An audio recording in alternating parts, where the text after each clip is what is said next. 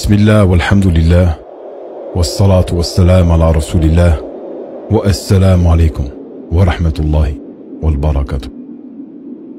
Le Ramadan est pour la plupart d'entre nous le mois des retrouvailles et du partage. Chaque soir du mois béni de Ramadan, Allah sauve un certain nombre de croyants de l'enfer, délivrant ainsi leur âme d'un châtiment éternel vers un pardon et une récompense sans fin. Le Ramadan est l'occasion rêvée de faire partie de ces gens sauvés de l'enfer. C'est aussi l'occasion de sauver son propre cœur de l'enfer de la haine, de la rancœur et de l'animosité. Il est bien connu que les gens les plus heureux sont ceux aux cœurs les plus légers, les plus pardonneurs et les moins rancuniers. Le Ramadan est ainsi l'occasion parfaite pour purifier son cœur de ce carcan, de cette prison qui est la haine et la répulsion. L'imam Ibn Taymiyyah, qu'Allah lui fasse miséricorde, disait qu'il n'était possible de goûter au paradis céleste tant que le paradis terrestre n'était pas atteint. Ibn al-Qayyim, quant à lui, affirmait que l'état des gens dans l'au-delà est identique à l'état de leur cœur ici-bas. S'ils sont étroits, renfrognés et fermés, alors il en sera de même dans l'au-delà.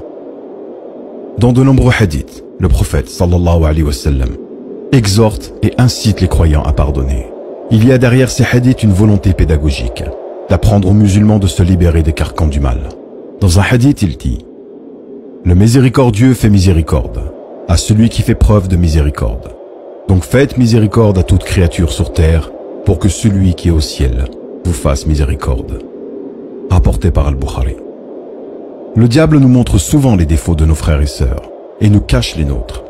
On devient ainsi, sans le vouloir, les pires juges pour les erreurs des autres en étant les meilleurs avocats des nôtres.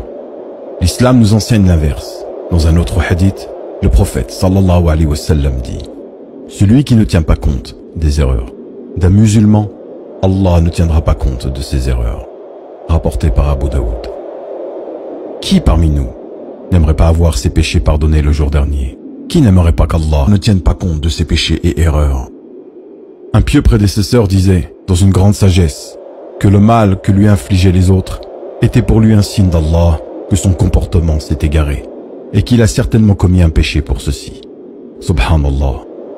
Quand on lui faisait du mal, il ne se plaignait pas en remettant la faute sur l'autre, mais il estimait que ceci provenait sûrement d'un de ses péchés passés. Que le mois du Ramadan soit pour nous tous le mois du pardon, du rapprochement, qu'il soit l'occasion et l'opportunité d'effacer l'ardoise de tout le passé. On a souvent le courage de prendre la décision de couper les ponts avec les autres, mais rarement celui de renouer les liens, car chacun dans son côté, on croit être lésé par l'autre. Ne pas les oublier, ne pas pardonner, c'est garder un poids sur son cœur, c'est prendre le risque de mourir le cœur gros, et c'est garder son esprit parasité par les erreurs des autres, alors qu'il devrait se focaliser sur les siennes. Prends donc l'initiative, mon frère, ma sœur, de faire le premier pas vers l'autre. L'autre que ton cœur a décidé de plus apprécier. Éduque ton âme à lui pardonner et tu verras. Au début, ce sera probablement dur.